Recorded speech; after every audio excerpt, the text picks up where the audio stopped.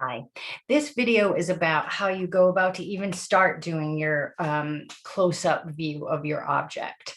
And so the first thing I recommend that you do is you take two pieces of paper and cut some L's out of it and crisscross the papers over one another. And so you create a little viewfinder window.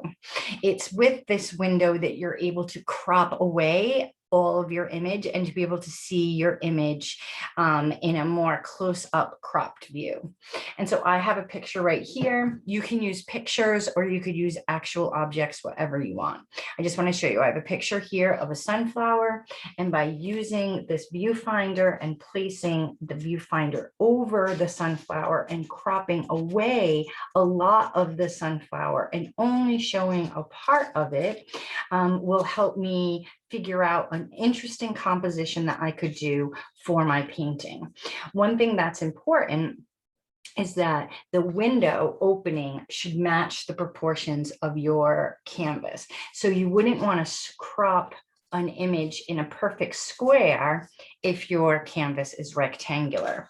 And so I can see by placing my window down, I can kind of get some different views of this flower, different views and different compositions, and this might be able to help me create that close-up view that I'm looking for. I recommend that you do a variety of sketches, nothing too elaborate, but kind of compositional sketches to see if you would like more background, maybe a little bit of that piece in there, and how you would want to arrange the window on this image to create your cropped close-up view. You could also do the same thing with like actual objects. I have this container of a whole bunch of paint brushes and things like that here. And by placing the viewfinder over it, I can kind of close one eye and see only what's in that area. And that might create a really interesting cropped close-up view of some paint brushes that might be of interest to me.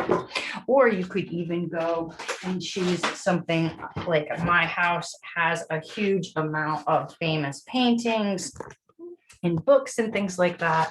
And so I could use any newspaper or magazine that I wanted to, and it just helps me look at things in a new way. I can then create a painting of any color and any shape. Remember, it's not a picture of a woman. It's not a paintbrush. It's a painting. And so I want you to think about it in terms of painting. I want you to think about it in terms of abstraction and to think about it in terms of the composition that we studied, whether it's a radial one, whether it's symmetrical, whether it comes on a diagonal, and really think about those elements as you're sketching your ideas.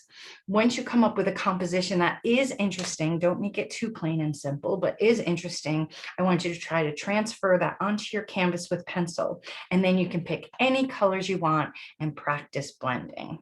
Okay, so hopefully this will kind of give you an idea of whether you want to use a book, pictures from the internet, actual objects, and really think about something that inspires you and means something to you, and zoom in and get extra close and enlarge that onto your canvas so that we can start to learn how to blend and start to create our first mini little abstraction.